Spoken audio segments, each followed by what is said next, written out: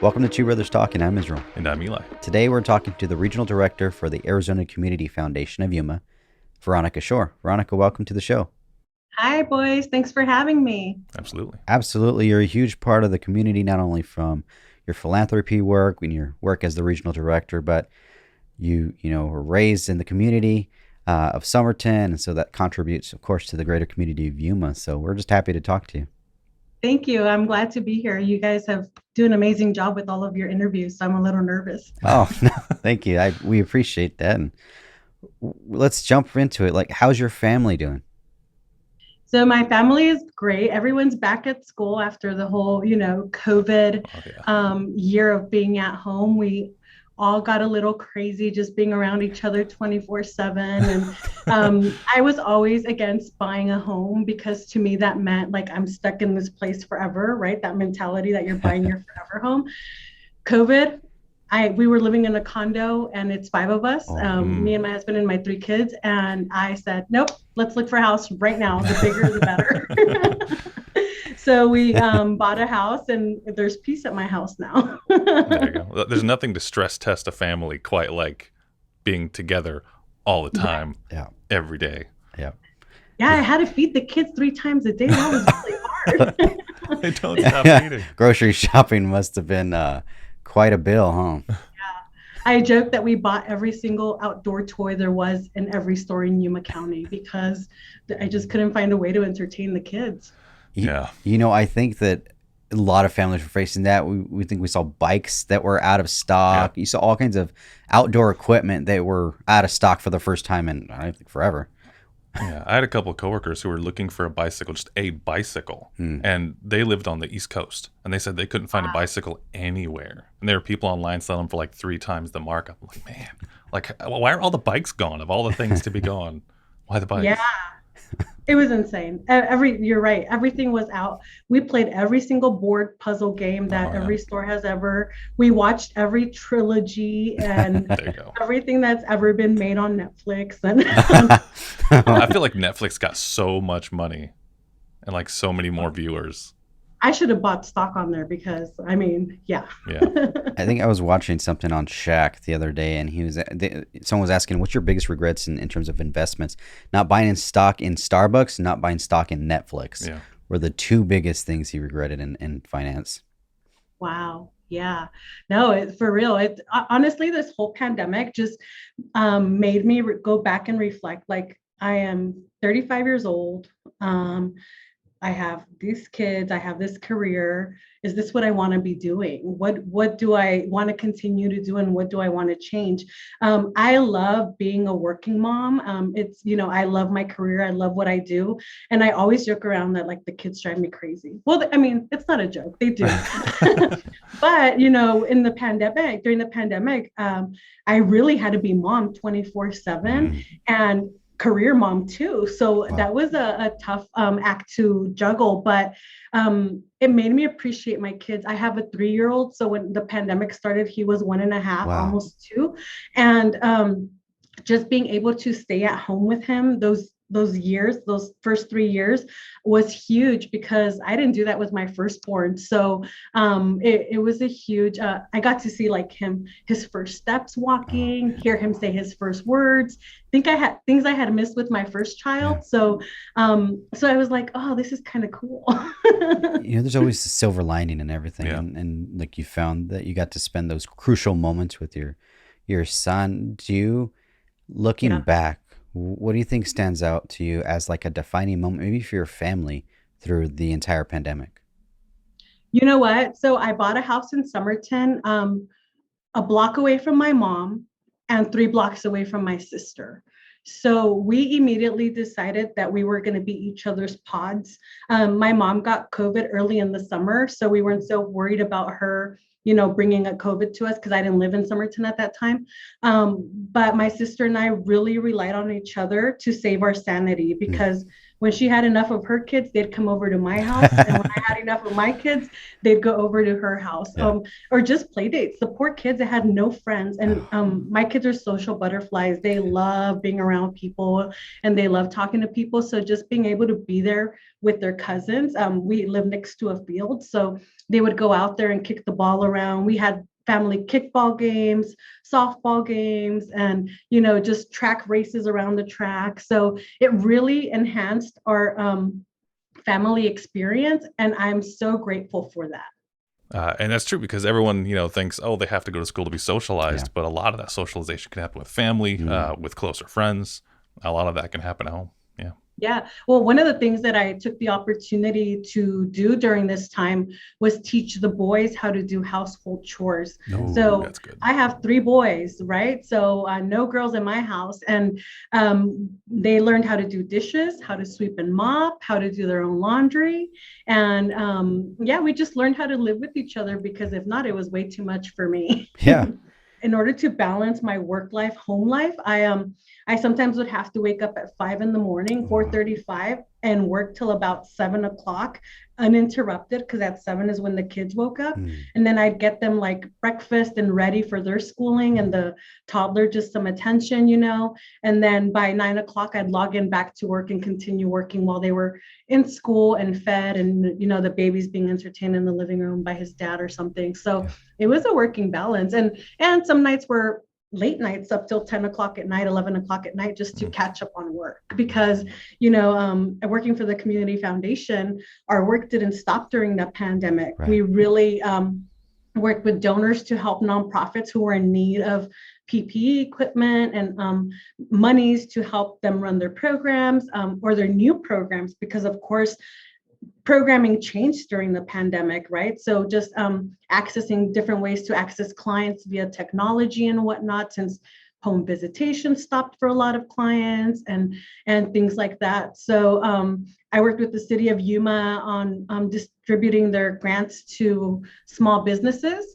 And, in order to effectively do that, I had to wake up really early so that we can get them approved by the end of the day and get them money within that week. So it was, while everyone else was trying to figure out what to do with their time, I knew exactly what I had to do with mine. And it was just kick into that philanthropic mode to help the community, because it's not only my job, it's my way of life. So I'm always just looking for ways to help other people, or how I can be more useful to other people. Yeah. And that's a good, I think, worldview to have. That's a good kind of perspective to take. How can I help others? Because that kind of outward focus is not something everyone has. So if we could, what are some, I would say, like pivotal moments or kind of foundational moments that you had in your life that kind of helped shape that?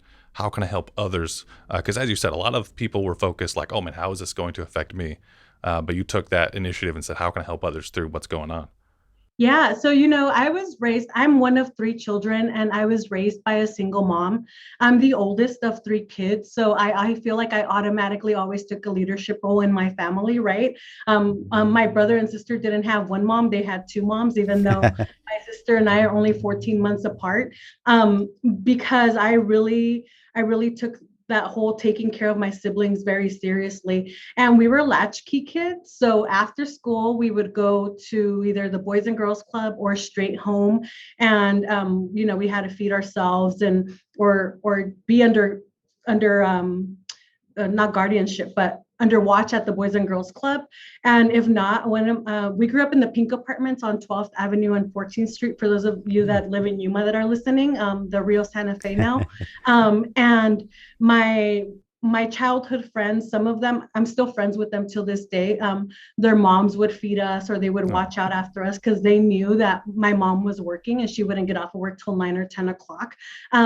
But that sense of community that I understood so young, because most kids don't understand that this person doesn't have to take care of you, or that person doesn't have to take care of you. Yeah. I knew, because my mom would be like, if you go to the Boys and Girls Club, you have to behave, make sure you listen. If you go to this place, just, so I knew we had to be mindful of where we were at and why we were there. So that sense of community really helped shape my future. So one of the things that, because she was a single mom, we were on Section 8, we were on food stamps, and I don't know, some other government assistance, but Section 8 and food stamps are the most prevalent in my mind. And that's help with rent and food, right? Yeah. So at one time I would, because I am the oldest and my mom is a Spanish speaker, I have had to go with her to like the DES appointments and whatnot, the Department of Economic Security, to translate for her what some of the ladies were saying.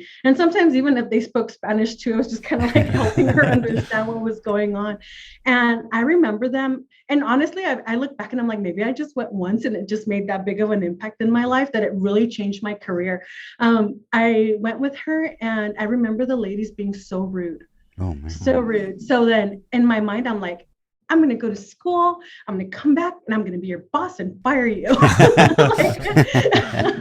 That was like the thought process, you know, as Right. an 8-9-year-old that went through my head because like I said, I was bossy from a very young age. So I took charge. All I knew that in order to become a DES worker was that I had to become a social worker because those were like key words that stuck to my mind. So since I was little, I'm like, I'm going to be a social worker. Like everybody wanted to be a doctor or an astronaut or whatever. I'm like, nope, I'm going to be a social worker. And nobody knew what a social worker was, especially at a young age, right? So I actually did end up going to school in Tucson, and I graduated with a bachelor's in social work and then a master's in social work. So I became a social worker, and I did not end up working at DES, but I worked at a domestic violence shelter right out of college, and that was a very traumatizing experience, but it really opened my eyes to working with other agencies to help people thrive. When I understood that, and it wasn't until I was in college that I understood that, I'm like, I want to be a nonprofit. I want to do a nonprofit. I didn't even know how to do any of that. So I actually ended up working at Child and Family Resources in an intervention program for high school students. And I had a wonderful mentor and boss there who was also a social worker who really just helped shape the way that I viewed everything. And in that program is where I was introduced to grants, which is monies that help fund different programs to do good in the community or whatever. And I'm like, okay, I need to learn how to be a grant writer. Like I learned how to manage a grant, but I said, I need to learn how to be a grant writer to help nonprofits just get more money. So, it's a little bit of it really did start when I was a child. So you never know what impressions are really setting in on you when you're a child to shape your career path. You raise a great point. Like a lot of things that we go through as children or young adults really not only shape our worldview, but they ultimately can decide where we choose career paths in. What advice would you give a young professional today who just wants to help, but they don't know where to start? Do a lot of self-reflection. Start with that. Do a lot of self-reflection and focus really on what you're passionate about. So I was passionate about, I want to say kindness, right? Because a rude person really motivated me to pursue this career. Yeah. So now as I'm older, education is one of my biggest passions. I was on the board of Adult Literacy Plus for over 6 years, and that is an adult education school that helps people get their GEDs, right? So I started volunteering there, not really knowing what I was doing, but essentially I invested 6 years of my life to really understand the process of adult education, because that's important to me. No, absolutely. And I think we've talked to several guests on the show about higher education and different forms of it. And one of it is just that continuous learner mindset and looking for new ways to continue that inspiration. What keeps you inspired? Really the people that I always work around with. So this week we're filming Heart of Yuma, that we're having our big event soon. So we're pre-filming a lot of the event and literally reading the nominations that people wrote about the good that other people do in the community. And then seeing them like record like an acceptance. We have everyone record an acceptance speech because we don't know who wins. And just them get emotional about, being recognized and what they have to say, like all of that, then just gets my brain going. And I'm like, oh my God, I'm not doing enough. I need to do more. What else do I do? And then, and so then it's just, I really do I'm an introvert, but when it comes to the work that I do, I'm an extrovert and I completely absorb everybody's energy. And if I see someone doing great stuff, then I want to do great stuff too. Absolutely. And I think that's something that I think is pretty clear. And just even the way you're talking about it, the passion you have is kind of infectious. I'm getting excited about it now you work in it. So, I mean, that's great that you guys are taking part in that for Yuma. And I know that, you've been in public service for a while. What would be the most outstanding thing to say, you know what, this is what makes Yuma strong? The community. Believe it or not, there's no other community like Yuma. In Yuma, if something bad happens to a puppy or a nonprofit or anybody, like people will rally up and support no matter what political affiliation, color of skin, or anything. Yuma just, I see GoFundMe pages all the time for different causes and different things that have happened to people in Yuma. And I never have seen one of them unfunded. Like everybody always gives, and they're so successful because people care. And I know it's people that don't even know each other who are supporting each other, but our community is amazing. Nothing else compares. I've been all over the world, and really this community is just incredibly caring for one another, from Welton to Yuma to San Luis and Somerton. So yay us. I was going to say, all those watching in Yuma, good job. Yeah, we have a great community. There's a lot that we've covered so far, so I want to know kind of what's next for you, looking ahead a little bit. That's a very dangerous question. Like we said earlier, the whole continuing learning, I want to be a student for life, and I continuously want to learn about everything and everything. And I love painting, and not many people know that. Yeah. So I want to develop my painting skills a little bit more. I love writing. So actually over the pandemic, I wrote a children's book that is still on my phone's notes. So I haven't done anything with it, but I read it to a few people and they're very excited about it. So I think it has potential. So yeah. So 5 years ago, was working at the library as a grant writer there. And I'm like, okay, in 5 years, what I want to be doing is living in a van and traveling around the country, writing grants for nonprofits. And I mean, I don't want to do that now. Now that I have more kids, I'm like, no, I can't do that. Can't fit everybody in a van. Now that I was stuck with them in a condo, I'm like, definitely no van life for us. But I want to get to that point again where I can dream of something that outrageous, because it is outrageous, especially for somebody with my lifestyle, to do something like that. So I don't know, you guys will have to stay tuned and see what's up next. Yeah, well, and we've had a couple folks on here, I mean, at least one or two that have written children's books. So, I mean, get that bad boy published. We'll put it on our reading list. We'll make sure to spread the word on it. There's we talk a lot about the importance of setting good foundations for the next generation. So awesome. Get that bad boy published. So we hear one of your favorite shows is How I Met Your Mother. Yes, it is. Well, we have a segment on the show called What's That Moment, where we ask our guests semi-obscure questions about their favorite show or movie. So would you be interested in answering some questions about your show? Let's go for it. But, don't throw anything at me if I get them wrong. We will not. We will not. No worries there.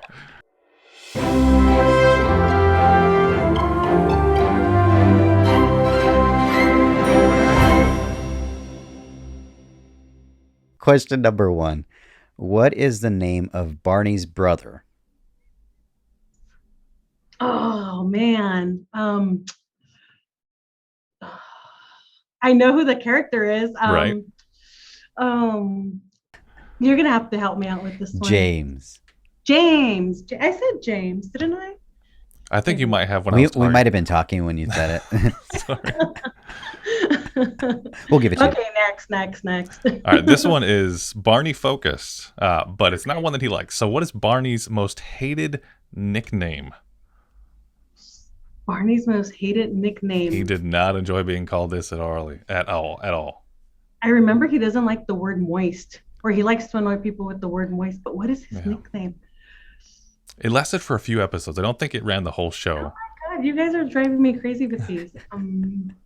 We're encouraging you to go back and just binge the whole. Can I phone a friend? I know, and I want you to know I've seen this series at least 10 times. Oh wow! But I'm just like, I don't know. Oh my God, I'm not a real fan.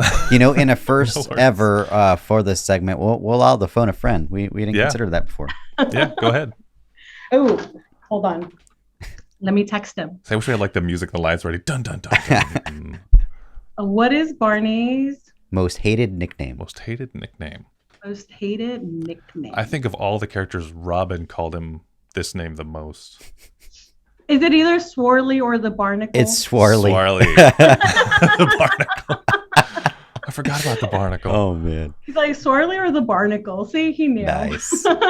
Question number 3. Before Ted met our mother, which girl left him at the altar? Victoria. No? Not Victoria. It was the other big romance. Oh God! It wasn't Victoria. She also plays a famous doctor on a comedic hospital show. I know exactly who from Scrubs, right? God, what was her name? I don't know, but the blonde from Scrubs. We'll give it to you. I feel like we'll give that to you. Yeah, Stella. Stella. Oh yeah, Stella. Yeah. The husband with like they did karate, and then he invited him to the wedding. That was a bad move. Way to go, Mosby. Schmosby. And then they made a movie about it. I gotta go watch that show again. Oh, man. Right. I know. Now I'm gonna have a marathon this weekend. Right. Yeah. All right. So last question for all the marbles: where does Lily move when she breaks off her engagement to Marshall? San Francisco. San Francisco. The other end of the country, not even like just to like Atlantic City. You gotta get far away. San Francisco. You just gotta get some space. She goes all the way on to the other side of the country. Yeah. I know. That was a sad episode. Bad move, Lily Pad. Oh, man. Well, thank you so much for playing that with us. We appreciate it. And thank you for taking time to be on the show. We really appreciate that. Thank you guys for having me. This has been so much fun. Absolutely. We will definitely be having you back when you publish your children's book. Yes. And before we go, is there anything you'd like to say to the community, say to our audience? Yeah, you guys can always email me, vshorr@azfoundation.org.